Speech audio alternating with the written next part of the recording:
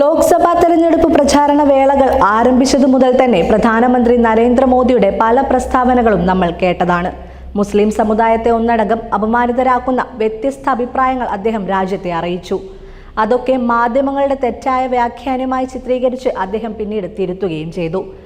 ഏറ്റവും പുതിയതായി രാഷ്ട്രപിതാവ് മഹാത്മാഗാന്ധിയെക്കുറിച്ച് വിചിത്രമായ പരാമർശവുമായി പ്രധാനമന്ത്രി നരേന്ദ്രമോദി എത്തിയിരിക്കുകയാണ്. ലോക്സഭാ തെരഞ്ഞെടുപ്പിന്റെ അവസാന ലാപ്പിൽ ഹിന്ദി വാർത്താ ചാനലായ ABP ന്യൂസിന് നൽകിയ അഭിമുഖത്തിലാണ് നരേന്ദ്രമോദി ഇത്തരമൊരു വിചിത്രമായ പ്രസ്താവന നടത്തിയത്. റിച്ചാർഡ് ആറ്റൻബറോ സംവിധാനം ചെയ്ത് 1982 പുറത്തിറങ്ങിയ ഗാന്ധി എന്ന സിനിമ ഇറങ്ങുന്നതുവരെ മഹാത്മാഗാന്ധിയെക്കുറിച്ച് ലോകത്തിന് അറിയില്ലായിരുന്നുവെന്ന് മോദി പറഞ്ഞു. സിനിമയുടെ റിലീസിന് ശേഷമാണ് മഹാത്മാഗാന്ധിയെക്കുറിച്ച് കൂടുതൽ അറിയാൻ ലോകം താല്പര്യം കാണിച്ചു തുടങ്ങിയത് എന്നായിരുന്നു മോദിയുടെ വിചിത്ര പരാമർശം. മഹാത്മാഗാന്ധി ഒരു മഹാത്മാവായിരുന്നു. അദ്ദേഹത്തെക്കുറിച്ച് ലോകത്തെ അറിയിക്കേണ്ടത് നമ്മുടെ ഉത്തരവാദിത്തമായിരുന്നില്ലേ? അദ്ദേഹത്തെക്കുറിച്ച് ആർക്കും അറിയില്ലായിരുന്നു. എന്നോട് ക്ഷമിക്കണം, പക്ഷെ മഹാത്മാഗാന്ധിയെക്കുറിച്ച് ആദ്യമായി ലോകത്തിന് ആകാംക്ഷയുണ്ടായത് ഗാന്ധി എന്ന സിനിമ പുറത്തിറങ്ങിയപ്പോഴാണ്. അത് നമ്മളല്ലേ ചെയ്തത്?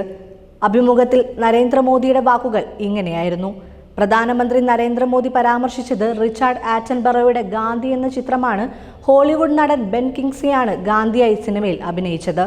തീർച്ചയായും സിനിമ ജനപ്രിയമായിരുന്നു. എന്നാൽ മോദിയുടെ പരാമർശം പോലെ ഗാന്ധി സിനിമ പ്രേക്ഷക ശ്രദ്ധ ആകർഷിക്കുന്നതിന് പതിറ്റാണ്ടുകൾക്ക് മുമ്പ് തന്നെ മോഹൻദാസ് കരംചന്ദ് ഗാന്ധി എന്ന പേരും അഹിംസയിൽ അധിഷ്ഠിതമായ ആശയങ്ങളും ലോകശ്രദ്ധ പിടിച്ചുപറ്റിയിരുന്നു. ഒരു ജനാധിപത്യ രാജ്യത്തിന്റെ പ്രധാനമന്ത്രി തന്നെ ചരിത്രം മറക്കുമ്പോൾ അതൊന്ന് ഓർമ്മിപ്പിക്കുക എന്നത് ഓരോ പൗരന്റെയും ധാർമ്മിക ഉത്തരവാദിത്വമാണ്. സത്യത്തിൽ ഒരു സിനിമ പുറത്തിറങ്ങിയതിനു ശേഷമാണോ ഇന്ത്യയുടെ രാഷ്ട്രപിതാവായ മഹാത്മാഗാന്ധിയെ ലോകമറിഞ്ഞത്? ലോകം ഗാന്ധിയെ അടയാളപ്പെടുത്തിയ ഒരുപാട് കാര്യങ്ങൾ നമുക്ക് ചുറ്റും തന്നെയുണ്ട്. അതിൽ ചിലതൊക്കെ ഒന്ന് നോക്കാം. 1930 ടൈംസ് മാഗസിനിൽ വന്ന കുറിപ്പിൽ മോഹൻദാസ് കരംചന്ദ് ഗാന്ധിയെ വിശേഷിപ്പിച്ചത് സെയിന്റ് ഗാന്ധി അഥവാ വിശുദ്ധ ഗാന്ധി എന്നായിരുന്നു. അതുകൂടാതെ ടൈം മാഗസിൻ അദ്ദേഹത്തെ പേഴ്സൺ ഓഫ് ദ ഇയർ ആയും പ്രഖ്യാപിച്ചിരുന്നു. 1931 ലോക പ്രശസ്ത ശാസ്ത്രജ്ഞനായ ആൽബർട്ട് ഐൻസ്റ്റീൻ മഹാത്മാഗാന്ധിക്ക് ഒരു കത്തെഴുതുകയുണ്ടായി. ഹിംസയുടെ രീതി ഉപേക്ഷിക്കാത്തവരിൽ പോലും അക്രമം കൂടാതെ വിജയിക്കാൻ കഴിയുമെന്ന് നിങ്ങളുടെ പ്രവൃത്തികളിലൂടെ നിങ്ങൾ തെളിയിച്ചു. ഇതായിരുന്നു ഐൻസ്റ്റീൻ ഗാന്ധിയെക്കുറിച്ച് കുറിച്ചത്. 1950കളിൽ അമേരിക്കയിലെ കാലിഫോർണിയയിൽ Paramahansa Yogananda Gandhi world peace memorial സ്ഥാപിക്കുകയുണ്ടായി. മഹാത്മാഗാന്ധിയുടെ ബഹുമാനാർത്ഥം സ്ഥാപിക്കപ്പെട്ട ലോകത്തിലെ ആദ്യത്തെ സ്മാരകമാണ് ഇതെന്നാണ് റിപ്പോർട്ടുകൾ സൂചിപ്പിക്കുന്നത്. പിന്നീട് 1953 ഗാന്ധിയെക്കുറിച്ച് മഹാത്മാഗാന്ധി 20th Century Perfect എന്ന പേരിൽ അമേരിക്കൻ ഫിലിം മേക്കേഴ്സ് ഒരു ഡോക്യുമെന്ററി പുറത്തിറക്കി. 1937 ആരംഭിച്ച ഈ ഡോക്യുമെന്ററിയുടെ വർക്ക് പൂർത്തിയായത് 1953 ഗാന്ധിയെക്കുറിച്ചുള്ള ഒരു ഡോക്യുമെന്ററിക്കായി 15 വർഷമാണ് ഒരു അമേരിക്കൻ ഫിലിം മേക്കേഴ്സ് കമ്പനി ചിലവഴിച്ചത്. പിന്നീട് 1963 മഹാത്മാഗാന്ധിയെ വധിക്കാനുള്ള നാഥുറാം ഗോഡ്സെയുടെ പദ്ധതിയുടെ സാങ്കല്പിക വിവരണമായി ഒരു ഡ്രാമ പുറത്തിറങ്ങുകയുണ്ടായി. 9 Hours to Rama എന്നായിരുന്നു ബ്രിട്ടീഷ് അമേരിക്കൻ ത്രില്ലർ ഡ്രാമ ചിത്രത്തിന്റെ പേര്.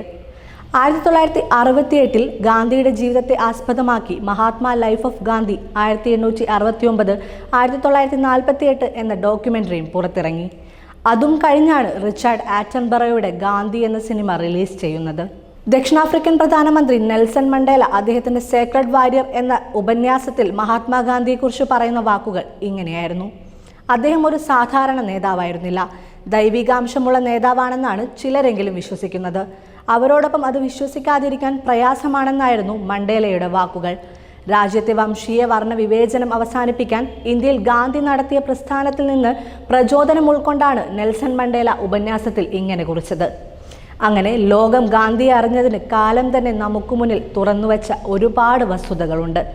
ഇതൊക്കെ കൺമുൻപിൽ ഉണ്ടായിട്ടും പറയുന്ന പരാമർശങ്ങളിൽ യാതൊരു കഴമ്പുമില്ലെന്ന ഉത്തമ ബോധ്യമുണ്ടായിട്ടും തൻ്റെ രാജ്യത്തിൻ്റെ തന്നെ രാഷ്ട്രപിതാവിനെ ലോകമറിഞ്ഞത് ഒരു സിനിമയ്ക്ക് ശേഷമാണെന്ന പ്രധാനമന്ത്രിയുടെ ഈ പ്രസ്താവന തന്നെ വിചിത്രമായി തോന്നുന്നതിൽ തെറ്റില്ല. ABP ന്യൂസ് അഭിമുഖത്തിൻ്റെ ഈ ഭാഗം സോഷ്യൽ മീഡിയയിൽ വൈറലായതോടെ രൂക്ഷമായ വിമർശനവുമായി കോൺഗ്രസ് രംഗത്തെത്തിയിരുന്നു.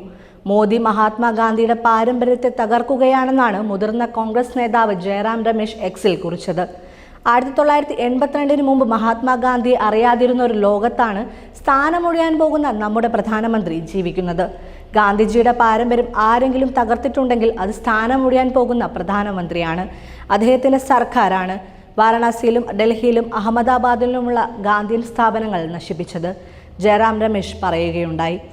ഗാന്ധിയൻ ആശയങ്ങളെ വിമർശിക്കുകയും മഹാത്മാഗാന്ധി ലോകത്തിനറിയാൻ ഒരു സിനിമ വേണ്ടിവന്നു എന്ന പരാമർശങ്ങളും അങ്ങനെ വിവാദമായി തുടരുകയാണ്. രാജ്യത്തിന്റെ പ്രധാനമന്ത്രിയായിരിക്കെ അവിടുത്തെ രാഷ്ട്രപിതാവിനെ വില കുറച്ചു കാണുന്ന ഇത്തരം പ്രസ്താവനകൾ പറയുന്ന മോദിജിയോട് പറയാൻ ഒന്നേയുള്ളൂ, ഇനിയെങ്കിലും സ്വയം പരിഹാസ്യനാകാനിരുന്നൂടെ?